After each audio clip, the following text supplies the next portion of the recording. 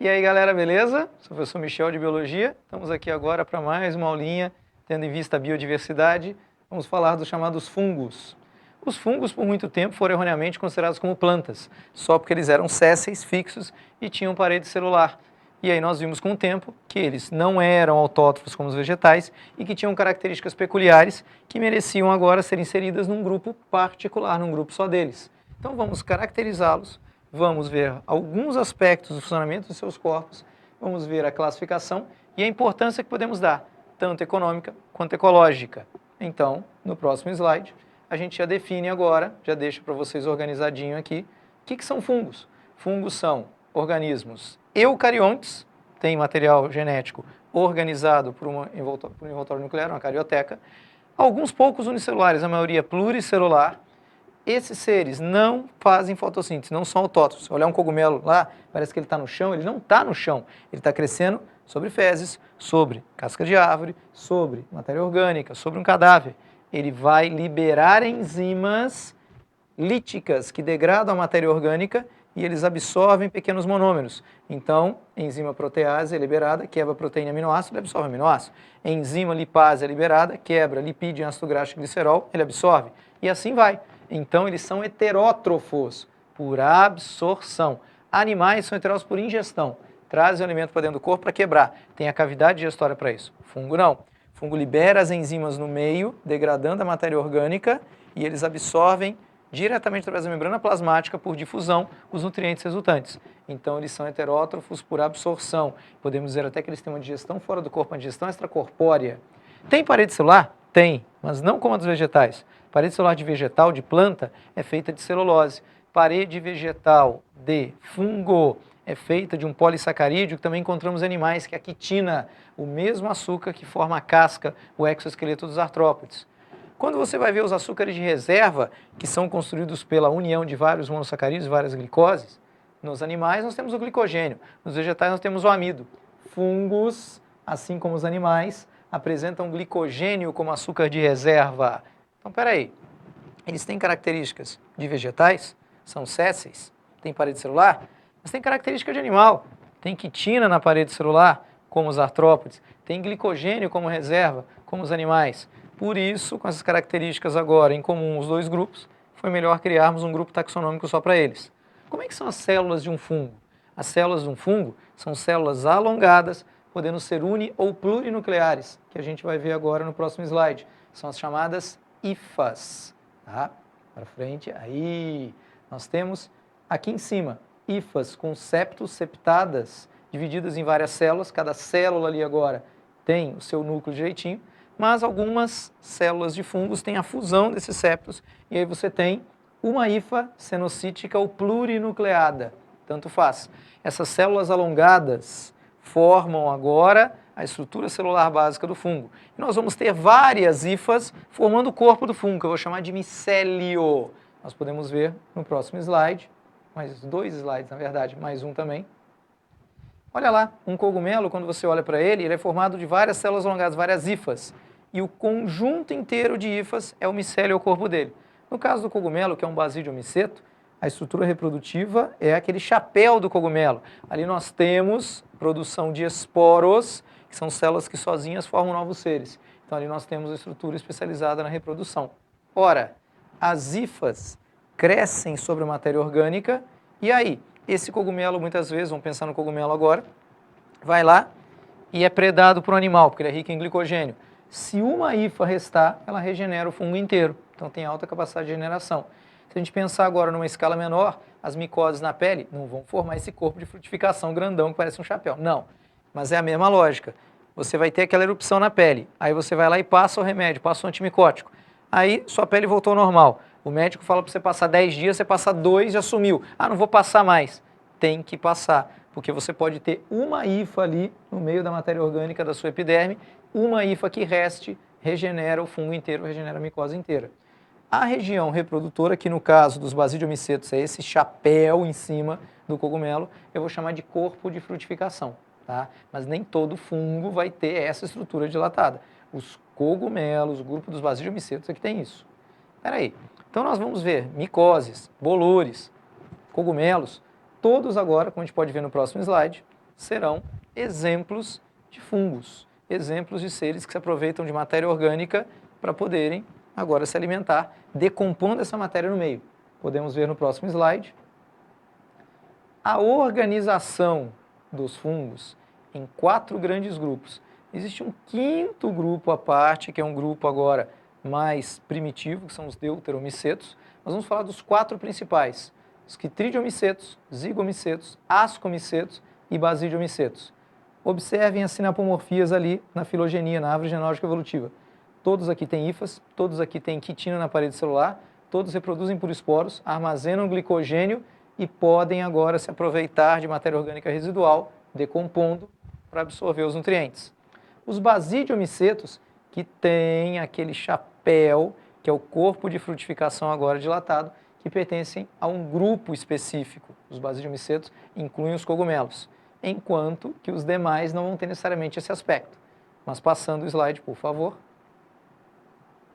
Passando para o próximo. Olha aqui a organização.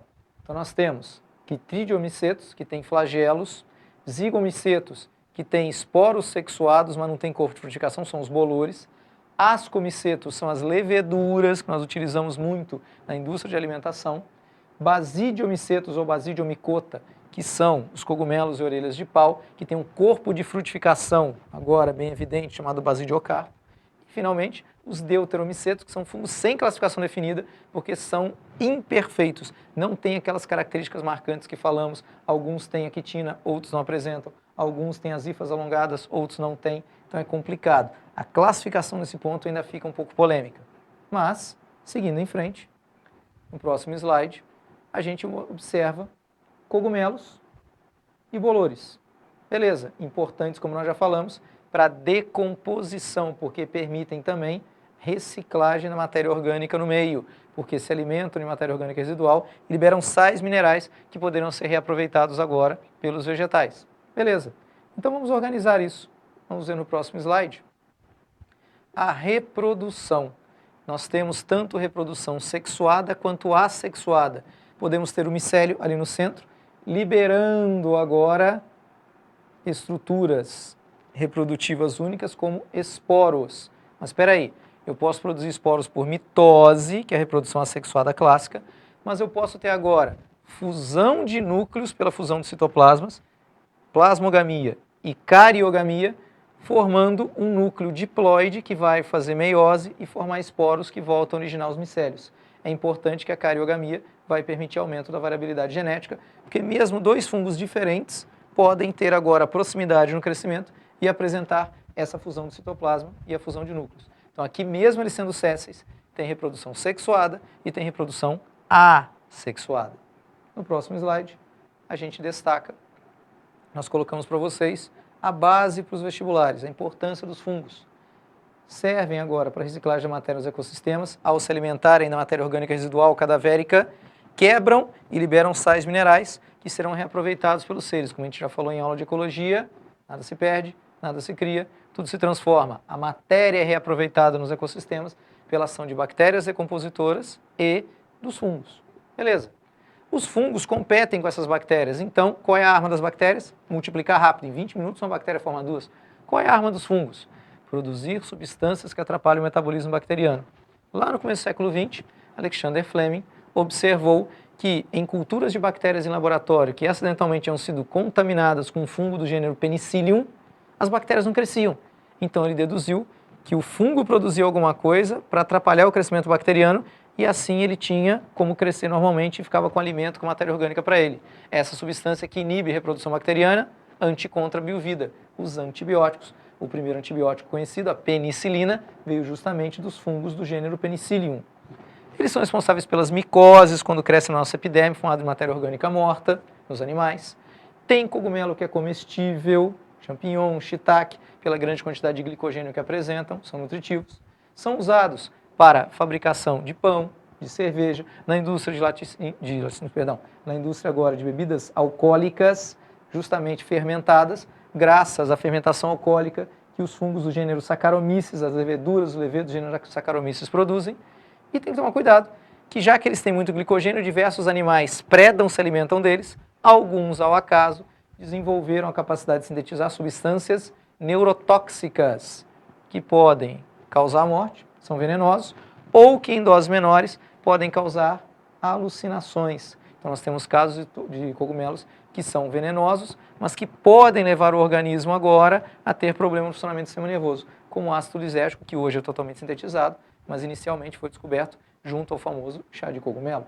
E aí no próximo slide a gente mostra por que a gente tem que tomar cuidado com as micoses, onde que elas desenvolvem com facilidade, onde eu tenho umidade e matéria orgânica. Então, entre os dedos dos pés, nas axilas, nas virilhas, no pescoço. Então, você vai para a praia, fica com o corpo úmido, vai na piscina, fica com o corpo úmido, sai do banho, não se enxuga direito. Aí você está dando um meio adequado para esses esporos que estão no ar caírem aqui e começarem o desenvolvimento. Pode acontecer até embaixo das unhas, pode acontecer entre os dedos do pé, como a gente falou, e na região da virilha. Então a gente tem que tomar cuidado para não ter esse desenvolvimento, secando bem e, se houver necessidade, ir ao dermatologista para passar um antimicótico. Agora, próximo slide. Opa, volta um. Aham. Só lembrando, cogumelos, tem que tomar cuidado. Esse aqui da esquerda, o Amanita muscaria, parece aquele cogumelinho do jogo do Super Mario, parece o cogumelinho da Vila dos Smurfs, mas ele é venenoso. Esse aqui do meio, o Amanita phalloides, também é venenoso. Quando ele está com o basidiocarpo, o corpo de frutificação mais baixo, fica parecendo até um champignon. Então, se você encontrar um cogumelo na mata, não coma. Ah, parece um champignonzinho. Não. Champignons não vão ser encontrados agora naturalmente, facilmente no ambiente, espécie exótica. E o Clavíceps púrpura, que costuma infectar centeio, campos de trigo, principalmente lá nos Estados Unidos, tem que tomar cuidado, que ele é alucinógeno. Então, se eu tiver agora o trigo colhido, o centeio colhido, contaminado com esse fungo, eu posso ter problemas para quem realiza a ingestão dele. Por isso que nós precisamos passar o trigo, o centeio, por uma esterilização. Por isso que eles aplicam fungicida nas plantações, para evitar que isso se desenvolva e cause problemas em quem usa para alimentação. No próximo slide, vamos falar de dois casos especiais. Primeiro, fungos podem se associar com raízes de vegetais superiores, formando as chamadas micorrizas. Espera aí, olha aí falar, olha a célula do fungo. Cresce às vezes por fora da raiz uma ectomicorriza ou para dentro da raiz uma endomicorriza. E aí, qual a vantagem para o vegetal? Esses fungos já liberam sais minerais diretamente na raiz. Lembre-se que os fungos são decompositores. Então nós temos agora uma vantagem para a planta. Talvez o solo seja pobre, mas ela não precisa de sais minerais do solo. Mesmo com solo oligotrófico, com poucos nutrientes, o fungo já libera sais minerais diretamente na raiz. E o fungo está preso. Se um animal vai, morde e arranca o fungo, uma hifa que fica presa ali agora pela tração na raiz, regenera o fungo inteiro. Então é bom para ambos, tanto para a planta, o vegetal superior à árvore, quanto para o fungo, e eles não podem vir separados. Sem o fungo, a planta provavelmente não desenvolve nesse solo, porque ele é pobre em nutrientes, e sem a planta, o fungo é predado e vai ser eliminado da área. Então isso é um caso de mutualismo ou simbiose. E outro caso de mutualismo ou simbiose conhecido, que a gente vê no próximo slide, são os líquens, que são a associação mutualística entre fungos e algas verdes, formando camadas intercaladas de células. Os líquens são importantes porque eles são muito sensíveis à concentração atmosférica de monóxido de carbono. Então eles funcionam como indicadores indiretos da qualidade do ar. Você vai no ambiente agora que era para ter líquen, você não encontra, provavelmente o ar está poluído. E já que o monóxido de carbono não vai ter cheiro agora em inodoro, você tem uma medida indireta do nível de poluição da área. Então, os líquens, que não podem ver separado, o fungo sozinho não ia conseguir crescer na rocha, e a alga sozinha não ia conseguir ficar fora da água. O fungo, envolvendo a alga, garante a umidade adequada para ela, e a alga produz alimento pela fotossíntese para si e para o fungo. É bom para os dois e não podem ver separados. E nos servem ainda como indicadores indiretos da qualidade ambiental agora, da qualidade do ar. Tudo bem? Obrigado pela atenção, galerinha. Aquele abraço, espero que tenha sido útil para vocês. Valeu!